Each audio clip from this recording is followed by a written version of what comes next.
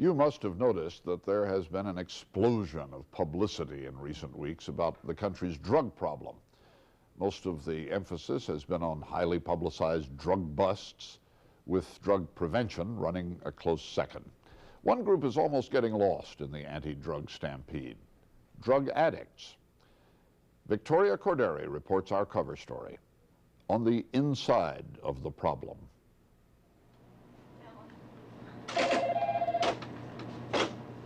Yes. Okay, thanks. Good morning, Second Genesis.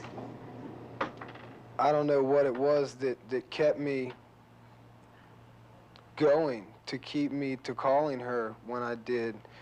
But I finally got, to the point where that if I don't go here, I'm going to die on the streets. Okay, as I said, we do have a long waiting list. We're not even accepting applications for that waiting list. What's happening now is if somebody leaves... The ones that, really sincere and persistent, they call back time and time again. And eventually, if there's space, they're accepted in the program. Okay, what you might do in the meantime, because you would need to be drug-free before you came into the program, you would call one of the hospitals if you're in D.C. I know that D.C. As time was elapsing and I wasn't getting any help, I just kept on going for it. And I knew sooner or later I was either going to kill myself or kill somebody over some drugs. Good morning, Second Genesis. The real call from the street is not answered. There are at least 5 million drug addicts in this country. State and federally funded treatment centers help only about 300,000. If you want help, unless you can afford private treatment, you must wait. That's right. No, he wouldn't be able to work while he's in the program. There is a critical, perhaps desperate, shortage of space. You can hold on for just a minute, please. Good afternoon. Good morning, Second Genesis. Second Genesis is one of only 2 residential treatment programs in Washington. Both are overcrowded. It is a crisis going on, ironically, right under the nose of the administration. But what we've launched in the last few days has been what I think is the real answer: an offensive against demand. This, in the long run, is the answer. Let's take the customers away from the drug peddlers. Since the president's announcement of a demand-side offensive 2 weeks ago, the anti-drug crusade is taking on a life of its own in Washington. 60% of American families have had somebody in it that use it or is addicted. A figure almost impossible to believe. The Senate, the House, Republicans and Democrats alike are falling all over each other to declare support and commitment to this popular cause. From comedian John Belushi to basketball player Len Bias, the heroes of our nation's youth have taught them tragically that there's no such thing as a recreational drug. Okay, there are some 30-day programs if your son has insurance. And lost in all of the hoopla is the treatment problem. The administration program ranks treatment much lower than prevention and education. We are not accepting applications, and we are using the waiting list we have. Treatment for any of those 5 million drug addicts in this country who might want help, the ones who are inside the problem. I think treatment is a part of it. Carlton Turner is President Reagan's chief advisor on drug abuse policy. But I refuse to accept the fact that as a society we should have a policy that allows people to use drugs until they need treatment. That, to me, is not a policy. That is being willing to say, I want all my young people to use any drug they want to, and when they become a heroin addict, I'll worry about it. I want to prevent drug abuse. Second Genesis runs 3 treatment centers in the Washington area. Theirs is a long-term, drug-free therapeutic approach. It requires all residents to live by rigid rules in a very structured environment for a year. The work and the therapy are constant. So is family therapy working out for you or what, Brian?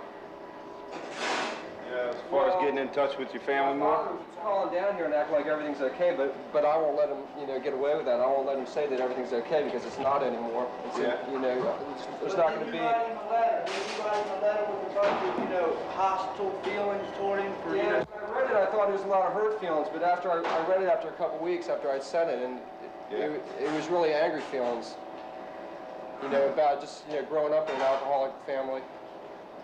And like my younger sister, after my parents split up, there was a lot of hard feelings. And she took too many Quaaludes or something one night, and she overdosed, and luckily she called my mom, and they pumped her stomach, and she's okay now. She doesn't drink or get high anymore. Don't you feel cheated that you came from a screwed up family that really never gave you a chance to see anything? Here you were watching your sisters use, your brother, your mother, your father, one taking Quaaludes and almost dying. And how old were you when all this was going on? There's got to be a lot of feelings inside, how you feel. This is something that I needed to go through to get to where I want to be in life. So, when you see these young people trying to turn their shattered lives around, when you see that the efforts of their family to reach out, you understand why it is such an essential priority.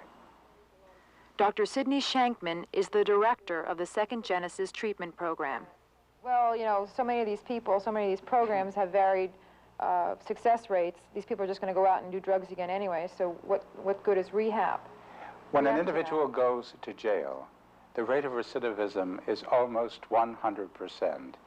When a young person comes to a program such as Second Genesis, a therapeutic community which, as its name implies, provides a second chance to help an individual to turn his life around, the rate of recidivism is less than 15% of those who graduate. Jail is the wellspring for most of the residents here and in treatment centers around the country. 3/4 of the recovering addicts at Second Genesis are criminals who were given suspended sentences with the stipulation they complete a rehabilitation program. Believe it or not, this program is harder than jail. Yes. Because you are forced to feel things that you normally do not feel when you're out on the street using drugs. Drugs hide feelings. Here in this program, you have to deal with what's going on, and that makes it harder. To me, this program is harder than jail.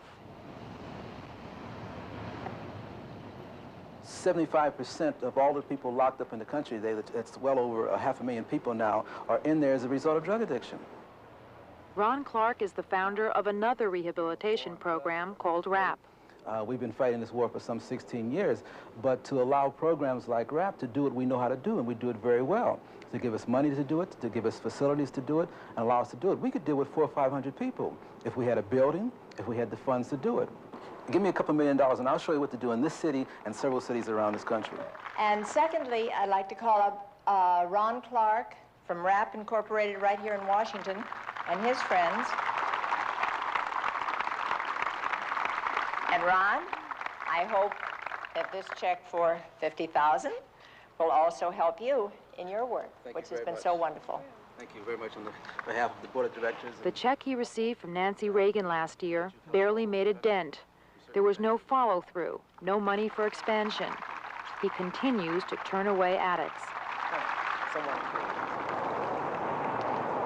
Nationally, federal funding for drug treatment centers has dropped 46% since 1980, though the number of drug addicts is at an all-time high. We must make drug use the top item in the national dialogue so that every citizen realizes what the stakes are for the individual and for the country.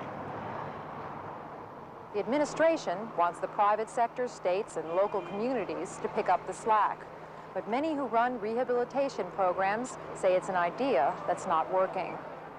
I think that it is naive at best to think that one can institute programs without providing the funding for which to do it.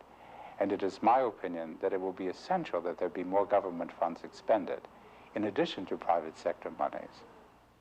I think that we don't look at it enough in terms of dollars and cents. If we understand that most of the crimes committed today in this country are committed by addicts, people who are involved in some way with drug addiction, and we look at the loss as a result of that, not only in terms of dollars and cents, but in terms of production, in terms of work production, then we're all losing as a result of that. Once we become clear on that, then I think we'll see everybody begin to kind of move towards seeing if we can do something about resolving this problem. I don't know, people view drug addicts as being I guess, the lowest, the scum of the earth, and really it could be anyone. Anita is a graduate of the RAP program. For years, my parents suffered right along with me through my drug addiction. There were times where my mother would tell me that she was waiting for the morgue truck to call, and tell them that they had found me dead in an alley somewhere, because that's how bad things had gotten. Now my whole family have welcomed me back into their house, into their hearts. For every Anita, there are thousands of addicts still in the street or in jail, with little hope of relief, little chance of being admitted to a treatment center. Okay, as I said, we do have a long waiting list. We're not even accepting applications for that waiting list. And if we care, we must act. And that doesn't mean, as you've been told, put them in jail. That means help free them from drugs. Just how much the administration is willing to help won't be known until next month, when details and dollar amounts of the new anti-drug plan are revealed. But it likely will not be near enough to answer the call from the street, where there are more addicts than there have ever been in the history of this country, where the demand for drugs is being met, and the terrible need for treatment is not. Unfortunately, before I go into it anymore, we do not have any bed space available for DC males. We hope that's going to